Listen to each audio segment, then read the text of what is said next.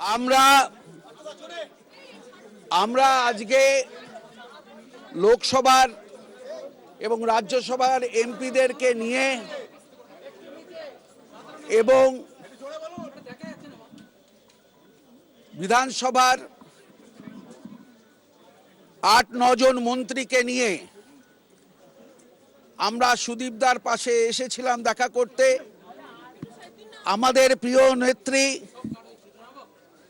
তিনি বলেছেন, আপনারা যান, সুদীপদার পাশে সবাই মিলে থাকুন, কোনো অবস্থাতেই আমাদের মাথা নত করা যাবে না। আমরা তাই আগামীকাল 11টা থেকেই সমস্ত রাজ্য জুড়ে প্রতিবাদ মিছিল, নোট বাতিলের বিরুদ্ধে মমতা বন্দ্যোপাধ্যায়ের নেতৃত্বে সারা ভারত জুড়ে যে ঝড় উঠেছে সেই ঝড় আরও তীব্রতর হবে। আমাদের গ্রেপ্তার করে রাজনৈতিক প্রতিহিংসা নিয়ে একে থামানো যাবে না। আমরা রাজ্য তৃণমূল কংগ্রেসের তরফ থেকে, পরিষদীয় দলের তরফ থেকে আমরা সিদ্ধান্ত নিয়েছি আগামীকাল রাজ্য জুড়ে এই প্রতিবাদ হবে। এরপরে আবার আমরা লাগাতার এই প্রতিবাদ কর্মসূচি বলবো, সেটা আমরা কালকের পর আবার জানাবো 9-10 বা কত তারিখ পর্যন্ত। একদিকে দিল্লি হবে, একদিকে অন্য রাজ্য হবে, ত্রিপুরাতে হবে, উড়িষ্যাতে হবে, ঝাড়খণ্ডে হবে, মণিপুরে হবে, সর্বত্রই আমাদের যেখানে যেখানে আমাদের তৃণমূল কংগ্রেস আছে সেখানে সেখানে হবে।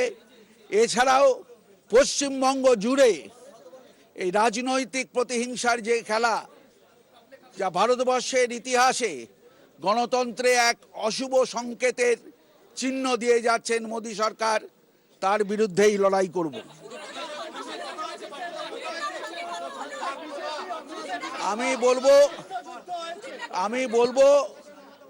আমি বলবো সুদীপদার সঙ্গে আমাদের সকলেরই দেখা হয়েছে। আমরা তাকে বলেছি মমতা বন্দ্যোপাধ্যায়ের নেতৃত্বে আমরা সকলেই তার পাশে আছি, রাজ্যের জনগণ তার পাশে আছে, তার কেন্দ্রের লোকেরা তার পাশে আছে, এমনকি পরিবারও তার পাশে আছে।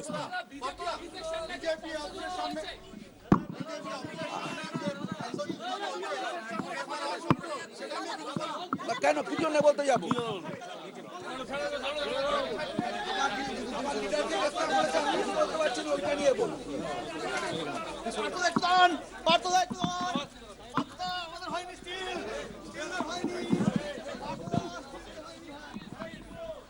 পার্থ চট্টোপাধ্যায় তৃণমূল কংগ্রেস মহাসচিব তিনি সাংবাদিকদের মুখোমুখি হয়েছেন। তিনি জানালেন যে ডেরেক ওব্রায়ানের মতোই তিনি জানালেন যে সুদীপ বন্দ্যোপাধ্যায়ের সঙ্গে তারা দূর থেকে দেখা করেছেন এবং তারা তাকে সাহস জুগিয়েছেন, ভরসা জুগিয়েছেন, যে সলিডারিটি দেখাতে তারা সেখানে পৌঁছেছেন, যে মুখ্যমন্ত্রী মমতা বন্দ্যোপাধ্যায়ের নেতৃত্বে গোটা দল তার পাশে রয়েছে। এই বার্তাটা দিতেই তারা সিজিও কমপ্লেক্সে পৌঁছেছিলেন, এমনটাই জানালেন ডেরেক ওব্রায়ান এবং পার্থ চট্টোপাধ্যায়ের। পাশাপাশি আগামীকাল থেকে যে আন্দোলনে ঝাঁজ বাড়াতে চলেছে তৃণমূল কংগ্রেস, শুধুমাত্র এই রাজ্যের নয়, খোদ দিল্লিতে গিয়ে সেটা আরো একবার স্পষ্ট করলেন ডেরেক ওব্রায়ান এবং পার্থ চট্টোপাধ্যায়।